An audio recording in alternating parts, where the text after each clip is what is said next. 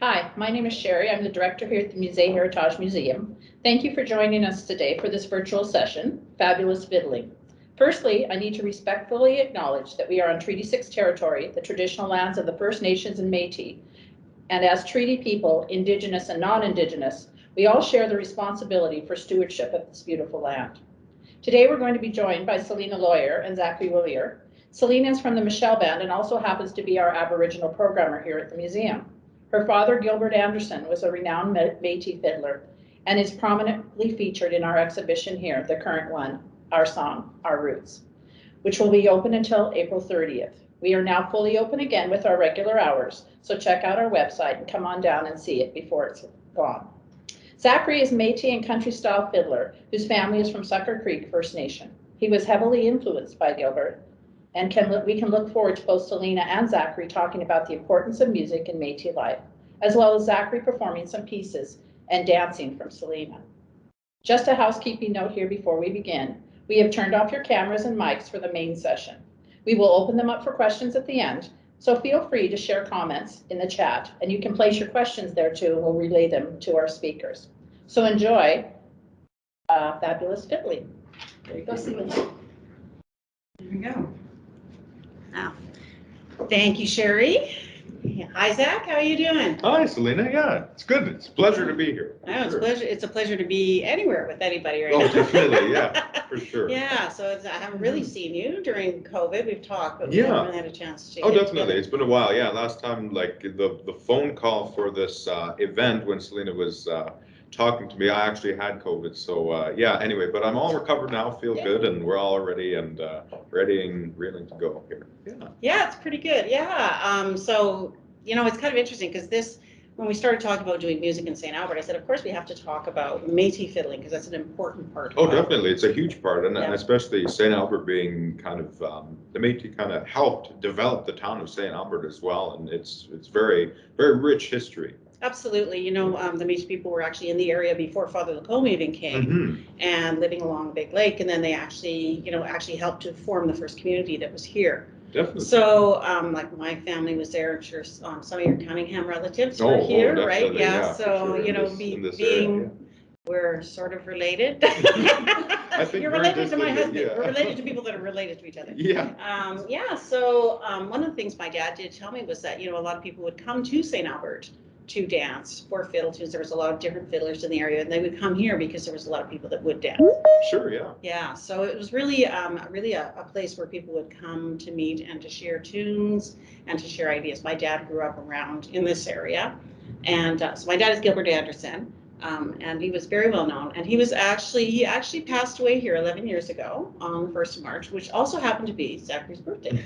Yeah. So Zach just had a birthday. Yeah. Sure. And it's interesting because you never really actually met my dad. No, I never did, but I know this sounds kind of cheesy, but I feel like I did because like we're very, very close, and me and Celina are very good friends, and I will talk about it in a little bit, and I'll play a couple tunes in a while here, but I actually own Gilbert's fiddle, and so I was very, very honored to get to purchase it and to use it, and so I use it quite often, and as much as I can. I know I could probably use it a bit more than I ought to, but I really love playing that fiddle and bringing back those old tunes because I don't want them to be forgotten, and I know that was a big concern of Gilbert's for sure. So I don't know. I just feel like we knew each other, and we always have. And when me and Celina met, we felt like we've always known each other. It was crazy. It was very interesting. Well, actually, that was how we met. Was through I actually did a blanket exercise. I did a blanket exercise with your mom. And I mentioned that I was Gilbert's daughter, and your mom said, "Oh, Gilbert Anderson." She got all excited, and she started talking to me. She said, "My son has your dad's fiddle," and I'm like, what are you talking about? Anyway, so, she finally calmed down, and I finally calmed down. And she started to tell me that you had purchased a fiddle online, and it was supposed to have belonged to my dad. Yeah, and with, it was Kijiji where I purchased it, and you never know with, all these, online purchases and whatnot. And so what I actually did that year, I brought it, actually this is all before I met Celina, I brought it to Mr. John Arcan because I know he was a great friend of Gilbert. And so I brought it to him at his John Arcan Fiddle Fest, and of course, yeah, sure enough, it was Gilbert's fiddle. And I'll show you in a bit later, but he made some modifications to the fiddle itself, and it was John Arcan who made those modifications. So of course, like you can't get more real than that. So I knew then it was real. And then that, I think it might have been that same year is when I met Celina, and it was just crazy. Yeah, for sure. So your mom actually was the one who said, you know, we really need to get together. She said, I'd like you to see this fiddle. You know, they think it's your dad's, but we're not 100% sure. Yeah. Like we do think it is, and you know, Johnny Arcan thought it was. I don't know if you have that fiddle right here. I sure do. Yeah. Let's just have a look at it here. Yeah. But when he brought it out to me, I had a look at it, and I don't know if you can see it on the camera, but right here on the fiddle, and maybe if I just move it up a little closer, but there's a little ding there on the wood. And I looked at that and I was just like, oh my goodness, it was like seeing an old friend, because I knew from that little scratch that was on it that it had been the one that had belonged to my dad. Yeah. And I honestly, I really feel like this fiddle was meant to be yours. For sure. Like, it's you know, almost sort like, of went in a kind of a funny roundabout circle to get definitely, to you. But, yeah. And it's almost like Gilbert was he pushed for me to get that fiddle and for it to fall into my hands. And exactly. Yeah, so I really feel comforted that that it came to me, you know. And I will show you the modification that John Arcan made. So, like myself, which and I'm glad this fiddle is mine, because not many fiddlers are like this. But like myself, Gilbert had bigger hands, and so John Arcan took the end piece off of this here, off of the fiddle, so Gilbert's hand could fit a little bit better, and it works for me, like I was saying, because I have gigantic hands. So like my dad did. Yeah. And I'll show you the comparison. I don't know how I can maybe if I format hold this. Yeah. There we go. If I just hold that one still there. Yeah. So you can see this one is my fiddle, and this one is Gilbert's fiddle. So you could just took the little tail off there. So anyway, it's really interesting. I don't know what that part's called, the head? I don't know. I don't even know either. I know, the scrolly part at the top. Yeah. So you can tell we really know what we're talking about when it comes to fiddle. I don't, for so sure. It's really good. And anyway, yeah, so I'm just really, really extremely honored that I own that, and by golly, it's not ever going to leave my hands. So well, I have to honestly say, like, I felt like it had come to the right place. It was like, and it was meant to be. Yeah. It was meant to go to you in the end, I think. And you know, I think that, you know, had you known my dad, he would have been really, really happy.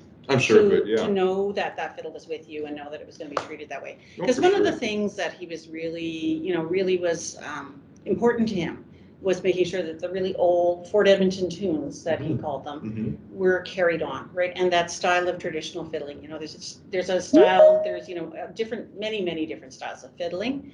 And for my dad, he really wanted to make sure that that traditional style of fiddling was kept on. Oh, for sure, and, I think that that's something that you embody. Like there are times when Zach is playing that actually I feel like you sound like my dad. Like when you were tuning up here, I went around the corner and I was like, that sounds like my dad tuning the fiddle. Honestly, it was just like that. You know, even just that is a really big honor, because you know, it just feels good. You know what I mean? Because even before I purchased the fiddle, Gilbert was a huge influence in my playing. He still is, and like he's a hero of mine, a really big hero of mine, and that's why I was so, like, when I saw that ad, I'm like, I need to buy this, I need to get it, because it's just like, when will you ever get a chance like that to purchase your hero's instrument? Yeah, so, and the instrument he probably like just practiced with, I'm sure of it, and Celina was telling me he used it in contests as well. Oh my goodness. So anyway, it was a really huge honor. So I really appreciate that. Appreciate Gilbert, and I appreciate Celina. Yeah. For sure. So I know that you do know some of my dad's tunes, some of his old tunes yeah. that he would have had. So like, what would be one of the tunes that was one of the influences for you that he had played that you had heard? Well, I know for sure is the duck dance. The duck dance. He always, Gilbert's duck dance. And in the fiddle world, he was kind of, well, he was well known, and a lot of people call it like Gilbert's duck dance. You always know it as Gilbert Anderson's duck dance. And so a lot of people in the fiddle world know that, because sure, he would make his rounds in contests, pull out that tune, and people would learn it. So definitely, yeah. So anyway, that's one specific tune, and there's a lot of lot of others. The Devil's Waltz, I know, is a good one. Yeah. And those are both in cross tuning, and there's a difference. We could talk about that a little later. But yeah, no, and the Road Song, Gilbert's Road Song. That's, or Johnny Ward's tunes. Johnny Ward's tunes. Yeah. So those were all tunes that were really ones that had been passed down to my dad. Sure, yeah. From his dad, Lawrence, his older half brother who raised him, Lawrence and Pete, who were both fiddle players and guitar players. And so they were the ones that taught him how to play. And they passed those down, and they were what they called Fort Edmonton tunes, because they were specific to this area and to their family. And so, in a way, I feel like you kind of gifted that, you know, to have that. So, do you want to give us a tune? Play one of those nice little cross-tuned tunes for us? I don't know which one you feel like pulling out, but yeah. So, well, to be honest with you, I could play. How about Johnny Ward's tune, because that's on Gilbert's fiddle.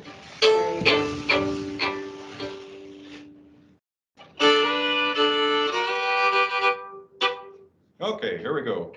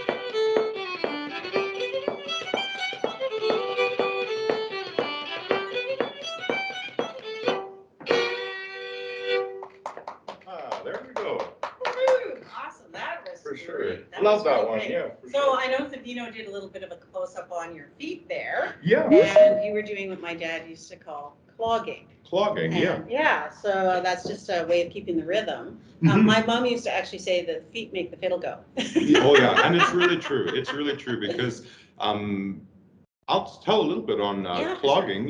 For sure. So clogging is a tradition a lot of the old time fiddlers would do in this area specifically, but all over like Western Canada, a lot specifically in the Métis style.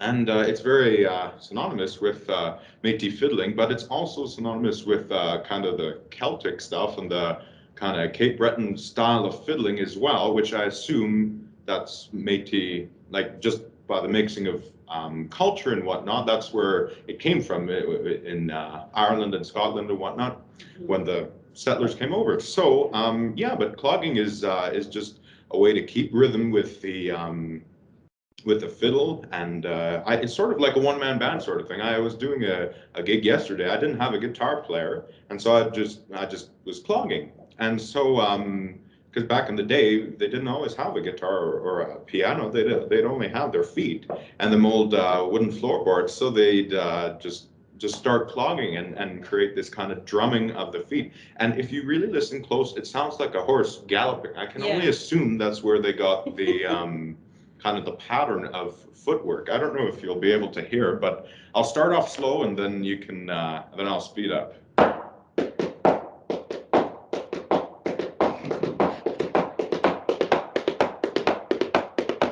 So I'll start once again.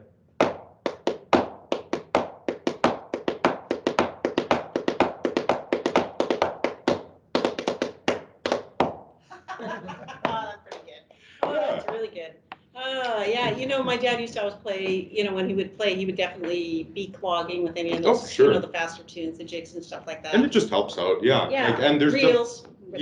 Mostly reels and a lot of the even two steps and whatnot. But I've seen people do it to jigs. It's a little bit, it's the same pattern, but it's just a little bit formatted a little bit Right. differently. Yeah. Yeah, for sure. Yeah, well, it's a little different beat, Mhm. right? You know, it's really interesting because before that, you know, all the old fiddlers that I knew used to clog like that. And a Mhm. lot of times it was just to help the people in the hall hear the sound of the fiddle Oh, for sure, and have yeah. a beat for them to follow, Well, it's right? that downbeat. My Yeah. right heel is the downbeat. Okay. Yeah, so it's that there you go. downbeat, yeah. Yeah, that's interesting. For See, sure, yeah. and my dad would never have been able to explain that. He just knew how to do it. Oh, for sure, yeah. Because he wasn't, like, my dad was never trained. He couldn't read music. Yeah, Everything well, I went can't by either. ear. It's just kind of, Yeah, it's developed over time, and yeah, for yeah, sure. but you know, later on in later years, he did kind of figure out how to pick out certain notes because once he Sure. started teaching, he really wanted to Oh, have the okay. kids have some access to both, right? Which makes sense, yeah, and Yeah. I know both are very helpful. I don't know if it's just out of laziness, but I just chose not to read music. I Yeah. find relying on your ear helps out a whole lot more than music, because I find music, Right. you're very restricted. You can do a whole lot, mind you, Yeah. but I find you're kind of restricted. But as long as you're playing music, I think it's fine. However, Absolutely. whatever way fits you and your style. But traditionally, with the Métis style specifically, a lot of them old timers didn't read music, No. just relied on their ear. They'd hear tunes off the radio, Don Yeah. Messer, Yeah, exactly. yeah, for sure, Well, and for then my they'd dad, learn. my dad, his favorite fiddle player was Andy DeJarlis. Oh yeah, and And- I have every record that Andy DeJarlis, Andy Deserlet, man. Yeah, Deserlet, yeah. Yeah. It's kind of interesting because when he sort of made it mainstream, Mhm. the radios used to call him Andy DeJarlis, right? And Yeah, so and- my dad always called him Andy DeJarlis, but he said, it's really Deserlet. He would tell me. And I'll tell you a little thing about Yeah, that. tell is- me that. Yeah. Yeah. So what happened? They started out. He was always Deserlet, which made sense, and Right.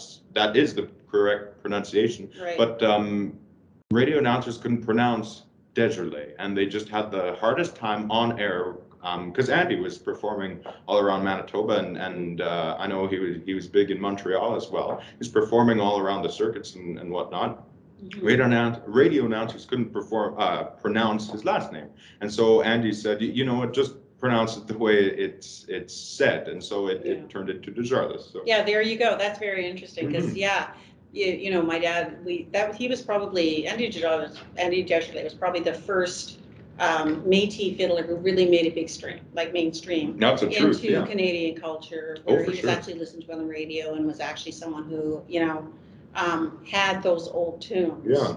Polished up and made into records, and I think it was a definitely. matter of pride for my dad to be able to Oh, hear for that. sure. Yeah. And it feels good because it's getting that representation in the mainstream. And I know it was a lot of those old tunes Andy didn't necessarily keep traditional, as great as he Right. is.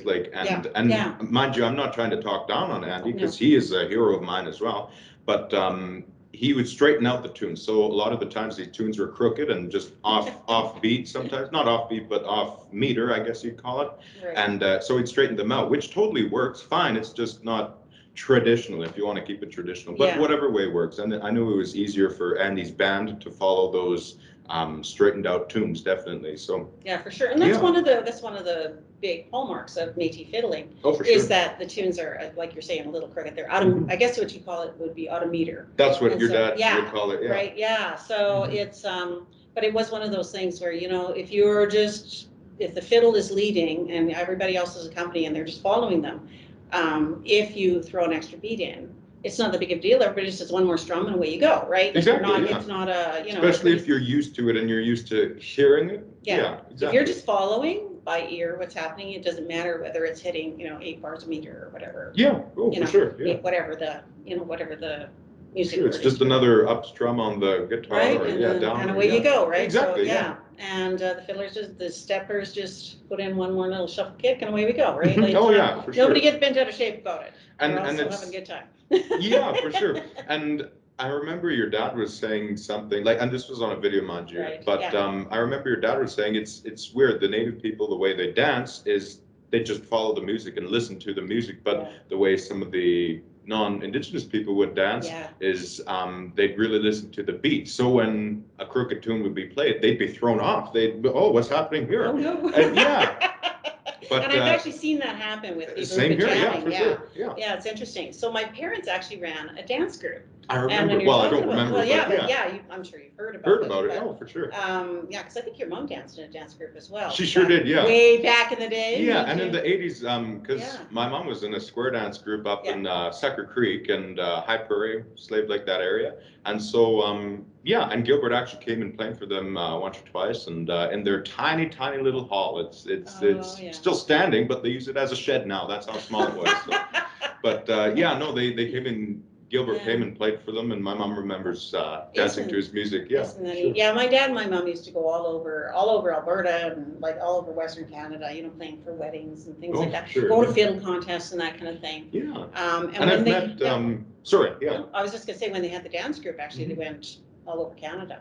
Which makes sense. Yeah. And I've met people who I've met people who've traveled with Gilbert, and there's one fellow who by the name of Peter Dick, and Gilbert and Peter used to travel around contests and whatnot. And actually, funny thing, relating back to the fiddle I own, Peter was there when Gilbert purchased the fiddle out in Ontario. Right. So before it was ever his, he found it at a pawn shop actually, and so Gilbert purchased it, and had it for forever. Yeah. For sure. Yeah, it's kind of a neat story because actually they were, you know, my dad loved to, you know, go check out the pawn shops and thrift stores, see if somebody had an instrument, you just kind of check them over. You never know. Yeah, you never know, right? And sure enough, he found that fiddle in a pawn shop, and you know, kind of had a look at it and figured it needed a little fixing up or whatnot. But and actually got Johnny Arcand to fix it up. Which makes sense, yeah, for sure. Because and Johnny, they're good friends, and if you don't know John Arcand, he builds fiddles. So of course, like the modifications he made on my fiddle,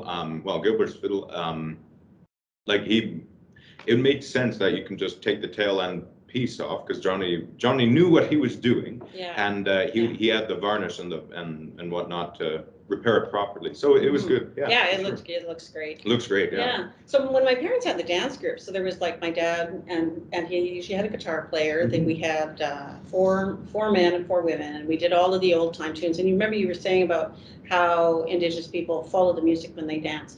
So in my mom and dad's dance group, they actually followed the music. Because one of the dancers that was in the group, Joe Red Crow, said he was only going to dance with the group if they did it the traditional way. If they did it where you listened to the music and changed when the music changed. And so he was the one that taught everybody in the dance group how to dance that way. And some of them were already dancing that way. They knew that. Sure. And others, you know, were just sort of, it's sort of morphed over time where now people just kind of do the movements because they know they're coming, they just do them, right? Yeah. Yeah. So it was really interesting as a kid growing up to know that there was even a difference and to be trained to listen to that and follow the fiddler. So you'd have to follow the fiddler, but then they'd also have a caller with them. So Clarence Phillips was often the caller that was with their group. And so you had to listen to the fiddle, but then you also had to listen to the caller because sometimes the caller would change the call while you were dancing a square dance. For sure. Well, and that's exactly what you do. That's why the caller is there, to let you know what's coming up. Alaman left. And, exactly. All of those things. Exactly. Yeah, so it was really interesting. One of the other things that they did, besides the traditional music, was they also did traditional dress. So, you know, they went and talked to my dad's mom, my coco, and asked her, like, how did people dress, you know, back a long time ago in this area. And so my grandmother told them, you know, she told them like the men used to wear vests and they wore a finger woven sash. And so I actually have a sash here that this was woven. This one I did not make. This one was made by a man named Darren Kilgore, and he made this for my husband Daryl. Okay. And this is one of the ones that Daryl wore when he was in the dance group, and he had a little pin to kind of hold it together when he was dancing, so it wouldn't fall off when he was jigging. Yeah. But this is the one that I made for Daryl. Yeah. So this is the one that I've made. For him. If you don't know it's not really a hidden talent, but talent that's not really talked about as much. But Celina is an extraordinary finger weaver, so her work is just it's very, like, I wouldn't call it old fashioned, but just old school, you know what I mean? Like it's not talked about anymore, which is unfortunate, but I'm so glad that she makes this, and it's really extraordinary. Yeah. You know, it's one of those things where when I learned to do it, I was like, why do I have to learn how to do this? So one of the things was when my grandmother told my mom that, you know, the men used to wear these old sashes.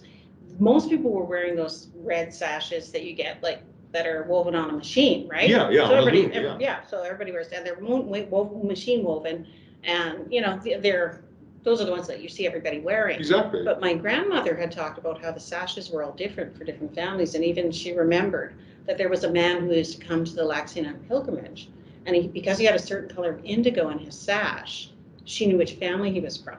Right, so they were almost like a tartan in that, you know, people had patterns from certain areas, and they were, you know, that specific. And so my mom decided she wanted to learn how to make these sashes so that the men would be dressed properly for this dance group, right? So we found a guy that was making them. Jacques Berry was doing it in the basement of St. Joseph's Church, and we actually went for a couple of years and learned how to make all these different kinds of sashes. And it was really neat. I'm really glad that I did learn. At the time, I was like probably a little younger than you, and extremely embarrassed that I was doing this with my mother.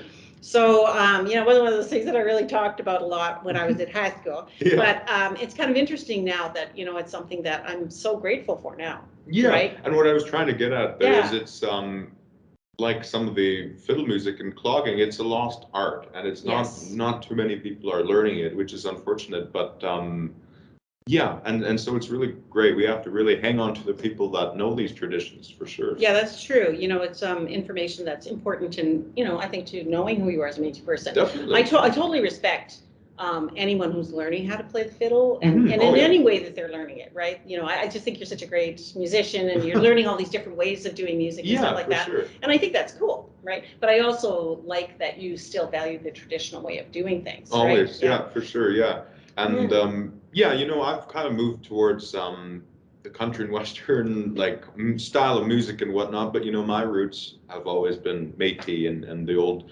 time tunes. You know, there were a lot of fiddlers back home, and my cooking is from Wabasca, Alberta, and my Muslim is from Sucker Creek, and so they lived in Sucker Creek, and we lived in Sucker Creek for the longest time, but now they live in Wabasca, so always so Wabasca is kind of a second home for us, and so we always used to go back. There were a lot of old-time fiddlers there. One in particular, Paul Beauregard, was a good friend of mine, and Dennis McLeod. They've both passed on, but two good friends of mine, and they always used to play, and two other big influences in my playing. So, you know, and a lot of the time just hearing it, just learning all these songs and just hearing the fiddle music by osmosis, you know, and I truly believe if you listen to a tune over and over and over again, it's so easy to learn if you know what you're doing, and it just kind of comes to you, you know what I mean? Yeah, so it's always been good, and I've grew up with this kind of music for sure. Well, and that's for me too. Like, you know, I grew up, my dad would play the fiddle every day, right? Oh, for sure, so, you know, every day you'd hear it, and sometimes it was a little too early in the morning when I was a teenager, but I'd be sleeping down in the basement or whatever, and I could hear him, he'd be clogging on the floor, and I'd be like, okay, I guess it's time to get up, right? But it's so funny because, you know, you don't even think about it, right? When you're growing up, it's just just part of who you are when you're growing up. Oh, for and fiddle players would come and go through our house all the time. You know, our door was always open, and they'd have jam sessions all the time. Yeah, and another fiddler around this area that Gilbert used to play around with and jam around with was Richard Calhoun. He was an amazing fiddler as well, and he has one heck of a version of Drops of Brandy. There's a video of him on YouTube, and for sure. I always admired both of their playing, but they were the real old thing, you know, especially in this area. They sort of embodied the type of Métis music that was, you know, in this area. Traditional to this area. Traditional to this area, exactly. Definitely. That's what I was trying to think of. Do you have another tune you'd like to play for us? I sure do, Well, since we mentioned it already, why don't we do Drops of Brandy? All right. Yeah. I learned this off of a record, actually, really? Andy Desjardins record, and of course it's straightened out, but I unstraightened it, and so I unstraightened it, and so it has a couple different versions. So a bit of Andy's, a bit of Gilbert's, and a bit of Richard's version. So anyway, we're gonna do a little Zach too, I hope. Yeah.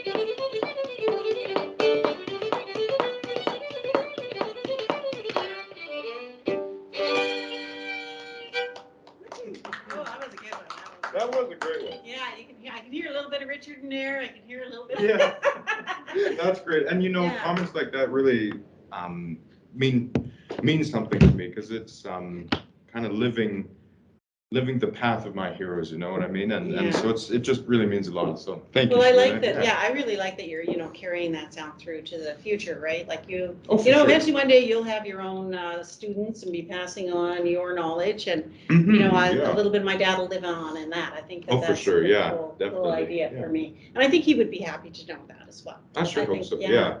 It's interesting because, when my dad had a few students when he was, near the end of his life, he used to teach up at both Buffalo Lake and at Kikino Métis settlements. And, he had some students there that he really was very fond of, and some of them really picked it up right away, and other ones, were a little more work for them, right? But, he really just kind of met them wherever they were at. And Sure, really wanted them to just, really just wanted them to be fiddling, in whatever way that they were able to. Definitely, yeah. And I've I believe that's really great in a teacher, and you look for that in a teacher because there's somebody who's encouraging and who wants the best for you. Because I've had teachers that are really discouraging and not the greatest. So I know exactly what you mean when you say that. Yeah, for sure. Yeah. And I think too, like with my dad, he was really happy with anybody that really embraced it. Right? Sure, Like I think he would have really appreciated you. Just as a person who was, really eager to learn about the traditions as well. A lot of them wanted to play, like Spider-Man or something, Like, yeah, I don't know. I do know that side, special, but right? Yeah, right. And that's good to know too. I think that's really cool to know all of those things. Sure, yeah. But they weren't as respectful, I guess, of the traditions as maybe you yourself are. Yeah. That means a lot. Yeah, for sure. Yeah. And, I try my best to bring back these old tunes because I like I said before, it's kind of a dying art, so I don't want it to die, and especially it's very important that we keep these traditions and especially these tunes alive. Yeah, exactly. Yeah, so you've got a bunch of different instruments that you play yourself, like not just fiddle. Yeah, you branched out to a number of different things, you were telling me. So what are some of the things that you're working on now? Well, I've always played guitar, and naturally I picked it up because I can accompany myself and accompany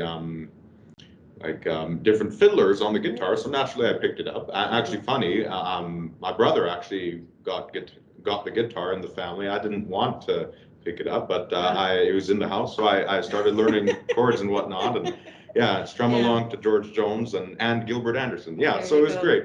So guitar and mandolin, because the mandolin is just basically a fiddle. It's a fiddle, and you kind of pick it like a guitar, and so it's really close to the fiddle. So whatever I knew on the fiddle, I could transfer over onto the mandolin. That's cool. And then the upright bass. I just recently an elder by the name of Philip Belrose. He gave me an upright bass and out in Drift Pal. So he was a really great family friend, and he saw the joy in music and whatnot, and he called me up and he said, well, I don't know if you'd be interested, but I have this upright bass here, and I think it sounds really amazing with fiddle music, so I'd like to give it to you. And I was just ecstatic because I was I've been wanting to have an upright bass. So that was a year ago, and actually a little bit more than a year ago. That was fall of 2020. So it was really, really great, and Philip is now passed on, but I really appreciate that for sure. And even the guitar I have now, my uncle gave me, and I've been really fortunate to get these instruments passed down for sure. So well, and I think too, like with my dad, when he knew that he was going, he decided who certain fiddles were going to, because he wanted them to be passed to someone who would take care of them, who would play that fiddle. Because he knew that a fiddle is no good unless it's played, right? Like exactly. Yeah, for sure. So he really wanted. So I think that he would be very happy that you did end up with his fiddle. For sure. And Lord knows I don't use it as much as I could, but still, I have it. And, and you are still playing it, right? Oh, for sure, that's the important thing. I think that if no one was playing it, if it was under a bed in a box or something, I think he would be very unhappy about that. For sure. Yeah, for sure. But it's there every day in my basement, and it's there where I have all the music instruments set up there, and for sure. So it listens to music, it listens to me Yeah. practice, and and That's then fun. I pick it up, and yeah, for sure. My It's dad always used good. to always have his fiddles, like he had always had a tassel at the end with like a little, little thing tied to Yeah. the end, and he always had them hung up on the wall in the living room. Mm-hmm. And my And mom's that's like, the why old do you? way, yeah. And I guess it was just because, you know, in a log cabin, you just put a nail up and you hang the fiddle up, right? Yeah, oh, for sure. But part of it was he wanted it out there because if a tune went through his head, he just wanted to be able to pick it up and play. Oh, for right? sure, yeah. And that would happen a lot. You know, he'd be walking through the house and he'd be kind of humming, and then I'd come over and he'd start playing whatever was going through his head. So, you know, I think that, you know, for that kind of music to flow, right? For sure, yeah. You need to have your instruments accessible, right? Oh, definitely, Yeah, for sure. And I bought a little stand from Myers Music, and and so it's just kind of sits there on the table and whatnot. So it's always good. It's very accessible. There you go. I think that all good fiddle players are like that. When you were tuning up at the beginning, I was thinking of Maria Campbell, because she said she used to always say when my dad they'd be over visiting and my dad would be tuning up the fiddle, and she'd say, oh, you know, a good fiddle player, he'll tease you for 15 minutes while he's tuning up before he actually gets going. But it was because all those fiddle players, like you were saying, they played by ear, and so they had to make sure that it was right to their ear. Yeah, for sure. Right? And it was funny, I tested myself just the other day, because I was at a gig yesterday, the first in a long time, mind you. That's why I mentioned it so much. But I was at a gig, and I didn't want to bring out my tuner, and so I was testing myself and whatnot, and I was pretty close when I brought out the tuner after. And so anyway, it's really important to rely on your ear, especially as a musician, as much as notes are important. And I know Gilbert was he didn't read music, so it's really important for sure. Yeah, I don't think any of the guitar players he had ever, they all played by ear, right? Yeah. And that was how he learned. And actually, guitar was what my dad played first. Oh, he didn't sure, pick up the fiddle till he was 35. Oh, but he was always guitar playing for Pete and Lawrence. For sure. And so he heard, like you were saying, you heard those tunes over and over again. He would hear those tunes over and over again. Well, and it must have just been easy for him to learn these tunes, because you grew up with them. Yeah, for sure. And I remember one time someone asked him, like, how many tunes do you know? And he said, I play all night and not play two tunes, play the same tune twice. And this person said, well, no, like, how many do you know? He's like, I don't know. I can play all night and not play the same tune twice. Yeah. So, it's like, it was just that knowledge was there. And every now and then, something would trigger him, and he would think about, like the rabbit dance or the handkerchief dance or something like that. And, he'd go back to something, fiddle, and say, oh, you remember this, da, da, da. And they would, they'd start humming, or they'd pull out their fiddle and they'd try to remember. And, they would bring that memory back to the surface so that, those tunes wouldn't be lost. Yeah. And like, even with me, some of the tunes I learned early in my, when I first started, like, and these aren't traditional, like these, I learned Spider-Man when I started, like, I don't, but other different tunes like that, got a lot of the Canadian style of fiddling. I didn't play them as much, so I'd forget them a little bit, but you never truly, as a fiddler, you never truly forget a tune. You can forget some parts of it, but as long as you know the melody, you can just keep on going and whatnot, and so it never really leaves you, for sure. That's true. I think it was amazing to me that that these elders had such a good memory for those tunes, and a lot of it had to do with when they were traveling. Back in the times of the fur trade, a fiddle was small enough that you could pack it with you, right? Like you couldn't bring a piano with you, and you couldn't bring whatever, but you could bring a fiddle because it was small enough. And so these fur traders would come from Ireland, from Scotland, from wherever they were from, and they'd bring a fiddle with them because they knew that they would need something to pass the time in the evening, and they would bring those tunes. And when they got here, the people that were hearing the tunes would hear them and try to reproduce them. And so those, you can hear the strains of those old tunes from overseas, and that's how in this music. But it's been like changed. For sure. And that's exactly how tunes change and whatnot. And there's even different families have their own interpretations. Well, this is the Cunningham side. Well, this is the Desiree side. You know what I mean? And so and two families I have connections with, mind you. But and so you can really tell, like, there's different fiddlers have their own ways. Well, I like this way better. I like this way better. So it's really interesting. And that even happened within the last 100 or so years, because when you would hear people like Andy Desiree or even Don Messer on the TV or the radio, you'd only hear the tune played once, and they just try their best to remember it. So that's how tunes originally would change over time, you know. So yeah, people didn't have it. Yeah. You know, they relied on their ear and on their radio and their memory a lot because they didn't have record players. They didn't have, you know, maybe one person in the community might have a gramophone. Yeah, right, exactly. and they might have like, you know, 5 records. Yeah, you know, and that was a big deal, right? Oh, for so, sure, you know, yeah. if somebody had a radio, right? It was usually 1 or 2 families. Like not everybody even had a radio. Yeah, and what the old timers did, they used to put coins on the needle, which probably destroyed the record that they were playing. Absolutely. But, yeah, but they'd slow the record down by putting coins on it so they can learn the tune and get every note that's being played. And yeah, for sure. I have this fancy little app that I use on my phone to learn tunes, which is not traditional, I know, but but I learned tunes that way. It's a living culture. A living culture uses all the tools at hand. Yeah, oh, for sure, yeah. But it's really good, and I try my best to learn these tunes, and mind you, I do not know every single tune, so there's a couple that I still do need to kind of crack the whip and learn, but you know what I mean. But you know how it goes, right? Oh, so you got a lot. You got to learn a lot of learning ahead of you. I'm sure that I would say. There always is, yeah, for sure. But I think that's so interesting because one of the things that I found fascinating when I first started, you know, following you on social media and stuff was noticing that you would do the fiddle part, you do your own guitar, you do your own clogging, and then you put it all together. Like you must have an app for doing that. There's obviously an app for that. But I just thought that was the neatest thing. Like I think that, you know, I don't think in a million years my dad would ever dreamed of something like that, right? Well, and so what Celina is referring to is this app called Acapella, and you can do it on like you don't necessarily have to use an app. I've discovered a way to do it like manually, but I first started out with this app that you can lay one track down, so I can lay a track of the fiddle part, then I can lay another track down with the feet, then I can lay another track down for the guitar, bass, spoons even, if I wanted to, and add like however many tracks you want. And it's really like a recording session and how the professionals do it, because they just lay down tracks. Right. So really, it could just be me playing the songs, and that's exactly what I was doing. I didn't have very many musical friends to accompany me, so naturally I just played along to myself, and that's what I was referring to, playing along to myself and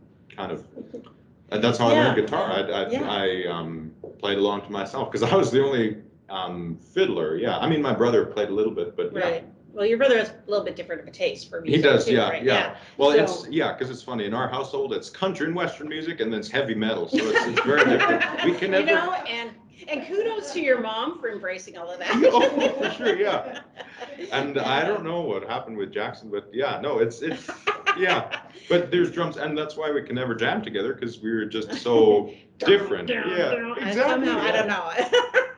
But it's always good. And there are some musical things that we connect on and whatnot. So for sure. Right? But it's always good, and definitely. Yeah. Well, you know, even in our own family, like my youngest brother is an opera singer. So I mean, that is about as far away from fiddle tunes as you can get in my brain, anyway. So you know, I think that music of any kind is a beautiful thing, right? Oh, sure. Yeah. And you know, like I said, kudos to your mom for just letting you guys be yourselves and enjoy who you are as a person. Definitely, for sure. Yeah, you should see my entire record collection. I have like somewhere around 600 and 800 records. Like it's just we're talking actual LPs, right? Like yes. Exactly. LP records. And a lot of I them, remember those. For sure. Half of it is country and western, half of it is fiddle. So it's really good. And like I was saying before, I think I own every single record that Andy Desjardins ever produced. So it's really good. Yeah. There you go. I wonder if I have one that you don't have that might belong to my dad. One of these days you're gonna have to come over and go through his record collection. Yeah. We keep saying that, and then COVID happened. So. Oh, exactly. Yeah. Not much we could do about that, eh? So I'm just wondering if we have any questions from the group here. We're kind of running up on 1:45. Yeah. The audience is giving me a hint that maybe they'd like to hear another tune while we're getting questions. Oh, sure, yeah. While we're getting questions, we're getting signals from the audience. The audience being my husband, my boss, and Vino. It's COVID. There can't be a lot of people here, but my husband would rather listen to you play than listen to me talk. Yeah, well, this is not my fiddle that I'm going to be playing because I have this cross tune.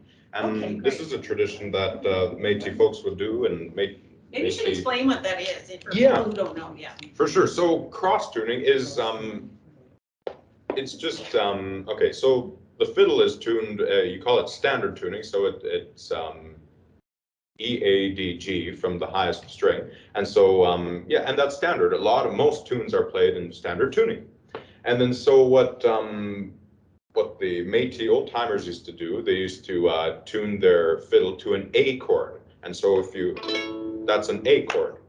And so, of course, you could strum that around the guitar, but yeah, so they would do that, and specific tunes you could only play with cross tuning.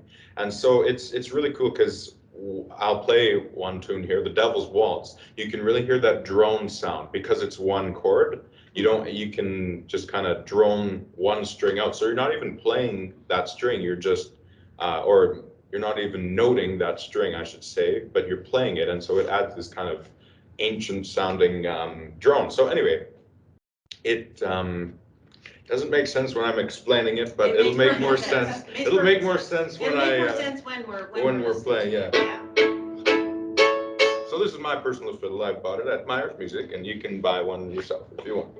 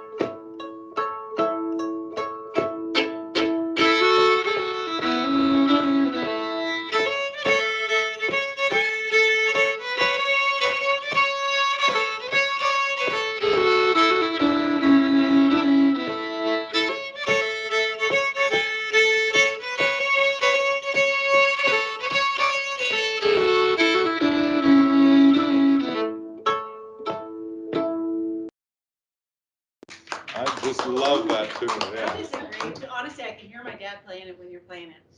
So he used to call that JP Waltz. JP Waltz, yeah, Jasper Place Waltz. Waltz because that was very popular in Jasper Place where there was a lot of Métis people living in Edmonton. Oh, for sure, yeah. It was almost. It used to be a separate town from Edmonton, and then of course Edmonton kind of grew around. Yeah. But it's kind of interesting because I didn't know that it had a different name. I thought it was JP Waltz. And a lot of the fiddlers in the Canadian contest circuit and whatnot, they call it the Devil's Waltz, and right. Of course, fiddlers like Gilbert would travel around and pass these tunes around, and it's not traditional. A lot of these non-Indigenous people, they kind of butcher these tunes and forget the meaning behind the tunes, but you know, at least it's getting played, you know. But but I try my best to bring the traditional side, you know what I mean? Well, and I think it's important to realize that there is a traditional way of doing it, and it's important to keep our style alive. Just as, you know, Celtic people in, you know, the East Coast are doing their thing, right? You know, Quebecois fiddlers play different than we do too, right? So they're, you know, they should embrace what they could do, right? But and also too, it's good to embrace who we are, right? Oh, definitely, yeah. And it's funny because some of these tunes, it's the same tune, but there's different styles. So you can hear like Big John McNeil, for example, or and you can hear it in the French Canadian style of playing, and then you can hear it in the Métis style of playing. So it's really quite interesting when you jam with different folks. Yeah, and you can just hear a different, you know, for somebody who has a good ear, you can really hear the difference in, you know, you're like, oh, they go up there, or they go down there, and you're like, no, oh, for sure, yeah. It's interesting, and it's quite, I don't know, amusing for musicians to see all these different, or hear all these different interpretations of the tune. That's for sure. I know, like, for my dad, you know, having different fiddlers come and they would jam, you know, he'd have, you know, if they were having a fiddle contest, everybody come over for pancakes one day. Yeah, and you know. I love these stories that, Celina would tell me, because it's a lot of these heroes of mine in Canadian fiddle music are in the same story. So Gilbert Anderson. It's true, yeah. Yeah, Gilbert Anderson like is a Marcel hero of mine. Mayer, Yeah, and I'm Reg just trying to think, Bovet. Reg Bovet Yeah. would show up with his wife, and they were, all these different people would come and go, and for us it was no big deal, because I didn't think it was a big deal, because we were just more fiddle players, right? And when Celina's telling me this, I'm like, oh my God, like, my mind is blown, and yeah, I can only I'm imagine. like, yeah, I met him, yeah, and I met him, yeah, and I met him, yeah.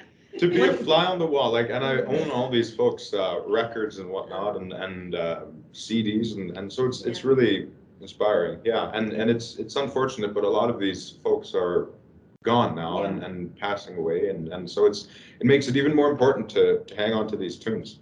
It is very true, and we're very fortunate that so many of them did record their music. Right, my dad did one cassette tape. That was it. And it's never been digitized, so that's one of my goals in life here is to get that thing digitized. So I don't know if we've got any questions on the chat there. No questions, but just loving the conversation in the tunes. That's great. Oh, good. That's good to know. Yeah. I will also mention one of the. This has been amazing for Métis fiddle music. So back in 2001, they did a Métis fiddle project. The Gabriel Dumont Institute did this, and Gilbert was one of, I don't know, 10 fiddlers, or I don't know, I want to say 10 or 11. 6, yeah, I don't know, 8 or 10 or something like that. Anyway, but he was one of quite a few fiddlers there, and they all recorded their own about couple different number of tunes, and they're traditional tunes, the way they played them. And so all Métis fiddlers from all over Western Canada got together and they recorded their tunes. And it's so interesting, because some people have their own way of playing Drops of Brandy or different tunes, and here's Gilbert's version of Drops of Brandy, here's Richard's version of Drops of Brandy. And so it's quite amazing when you hear all these different interpretations of the tunes. I remember I got it for Christmas. I got that package for Christmas like a couple years ago, and oh my God, my mind was blown listening to all these different tunes. And I remember all Christmas morning, it was all fiddle music, and it was just fantastic. And, that's a great, that was a great project that they did. So it was like my dad, Richard Calhoun, Hap Boyer was one of the guys that was in there, John Arcand, the master of the Métis fiddle. I'm trying to think of Homer Patra, who just passed on Richard Lafferty. Richard Lafferty was another one from up north. There was a few Mel others. Bedard. Mel Bedard was another one that was there. There was a couple, Henry Gardaby, I think it was one more now. I can't think of the name just off the top of my head. I think there was one who he recorded it, and he passed on. Yeah, he passed on before they actually got it. But he was still on the record. Yeah, which was wonderful. I mean, what a wonderful thing to be able to do. Yeah, and so all these Métis fiddlers, and they were all accompanied by Trent Bruner on piano and sometimes spoons, and so it was good. Yeah, Trent is an amazing. He still is. He's an amazing musician. Oh, he sure is. Yeah, I've played with him quite a few times, and it's too bad he lives so far away. He lives in Norway, but it's always a pleasure to get to jam with him. Yeah, when he comes over. When he comes around, exactly. It's always good, and of course, him and I connect with, because he played with all these fiddlers on that record, so it's just really extraordinary. And so I always like talking to people who knew these heroes of mine, so it's always good. It's just good to sit and chat with you. It sure has been. It's really interesting. I don't know we got any questions from the audience, or if we have anybody else that's come up with anything, Definitely enjoyed the conversation. Yeah, there you go. It's always been good, for sure. Yeah, when Zach and I get together, we can sit here and talk all night. We sure can, Between the two of us, we could keep you going all night. Definitely, about anything, for sure. So I did bring a few things along with me that I just thought I would show, because I thought we might run out of time. We might have dead air, might have to talk about something, because my mom was in the dance group that my dad had, and I was talking about the men wore vests and sashes, but the women wore traditional dress, kind of like what I'm wearing, so like a high neck shirt with a little brooch and a little bit of a shawl or a little kerchief. And this my mom actually got made when my kokum talked about how the women would have a beaded belt belt. Thank you.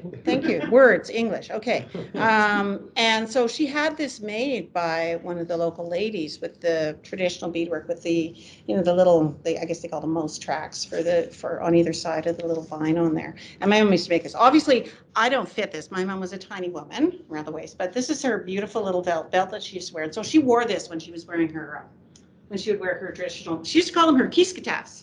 Her outfit that she wore, and she called it that because my grandmother had talked about how the women would wear these long skirts with ribbon, and then they would have like little leggings that went up to their knees, and that was their kiskatas. And a kiskatas means like a half pants or short pants, right? Yeah. And that was coming from the First Nation side of the family, because the women would wear these little leggings, and it was to keep like stuff from going up your leg while you're walking through the long grass, like keep the grass from rubbing against your legs, but also like keep snakes and mice and all the other stuff that lives in the grass from going up your leg, right? So just tie it off there, and they would only get so far up. And very practically too, to keep like things like ticks and things like that off. Well, exactly, legs, right? Like, and all of these things, like all the, like even the tunes, the way, like even the voyageurs traveling in the York boats and bringing the fiddles along, like all of these things have a meaning behind them, and it's not just because it looks nice. And so it's really that's great. True. Yeah. No, it's true. That's very true. So in honor of that, I was wearing my kiskatas today for to honor my mom and my dad and their history with that. So I think we could probably finish this off with the Red River Jig. That sounds like a great idea. I mean, we can't have a Métis thing without finishing off with the Red River Jig. I am going to try to do 2 changes. We'll see how that goes. It's been COVID. It's been a long COVID, folks. We'll see if I can do 2 changes without. And I will talk a little bit about go for it. Here. The way fiddle's tuned. So, okay, so my version of Red River Jig is a little bit of everybody's. It's a little bit of Andy Desjardins, Andy Desjardins, a little bit of Gilbert's, a little bit of everyone. So it's really good. So I tune the G up to an A, B, C, D, F, G, and then it repeats and goes A again. So so I just tune it, and it acts as a sort of drone note, like I was talking about earlier. And you'll really hear it in the second part of the tune when I go on the lower part, on the lower melody, because it just acts like a sort of drone. And I will tell you one thing, Mel Bedard used to say, a really fantastic Manitoba fiddle player, Manitoba Métis fiddle player, he used to say, if you don't tune your G up to an A, if you don't do that little cross tune, that's the white man way of playing it. Mel would say that. Yeah. All right. So anyway, I'll play it the native way today. There we go. Well, I'll dance the native way too. That sounds great. That's the only way I know how to dance. I'm going to actually come into the doorway there, so I don't want everybody to have to look at this here. Just so you know where I'm going to be, I'll be over there. But focus on him. He'll be more interesting. Sorry, folks. Hey, like I said, he's got to tease us for 15 minutes here before we can actually dance.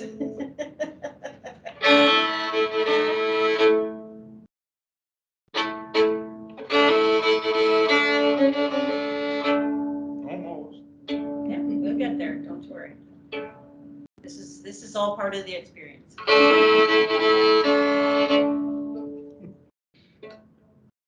We have funny humidity and temperature in this museum. Like it has to be kept at a certain thing. And that definitely is a factor, because in the winter time my fiddles just go all over the place. And it's not fun. Yeah. Yeah, true.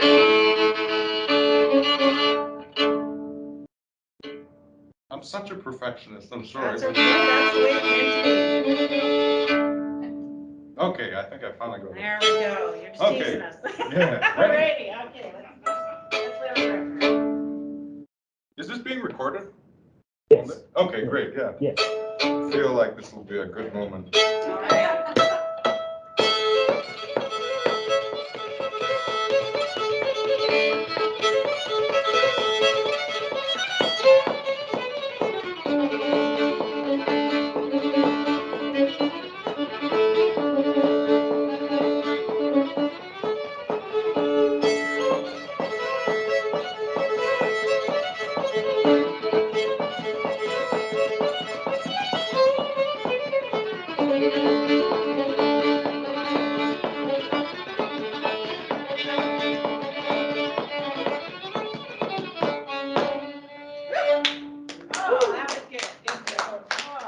great, yeah.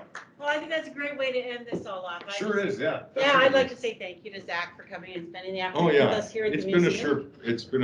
Sure has been a real pleasure. And, I know, I've been having a good time too here. Yeah, it's great. So it's been really great, and I love talking about my heroes, and it really means something close to me, and yeah, sure. And it's great to talk with such a great friend. So Celina has always been great, wonderful to me, and I just appreciate that. So well, it's and been I appreciate you too. I love the way that you're carrying on the traditions, and I'd like to thank everybody that tuned in today and yes, joined thank you us. very much. Yeah, thanks for joining us, and we'll see you next time. Take care. Yeah, Bye-bye. for sure. Bye-bye.